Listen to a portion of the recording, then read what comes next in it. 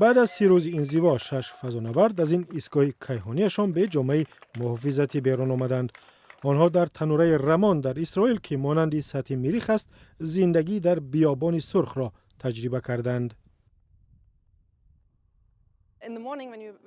وقتی صبح برمیخیزید و به بیرون نگاه میکنید همین زمین سرخ را میبینید که کسی آنجا نیست.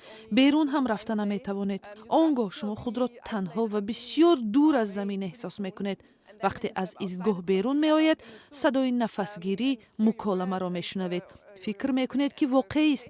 البته میدونید که در مریخ نیستید ولی واقعا تصور میکنید که آنجا چگونه است. مأموریت عمدی 20 را بنیاد کیهانشناسی استرالیا سرپرستی و آژانس کیهانشناسی اسرائیل میزبانی میکند. در آن 20 آزمایش علمی انجام میدهند. فضانوردان از جمله با جامعه 50 کیلویی کیهانی حرکت در سطح مریخ را آزمودند. تعمیر و لوله کشی هم یک وظیفه دیگرشان بود. مثلا شاید دستشویی ویران می شود و ما باید آن را تعمیر کنیم. در مریخ شاید عین کار را انجام دادن لازم می شود، یعنی باید مشکلتان را خودتان حل کنید. مدیر بنیاد کیهانشناسی استرالیا فضانوردان را ستایش کرد و آنها را اولین انسان‌های نامید که شاید در مریخ قدم بزنند.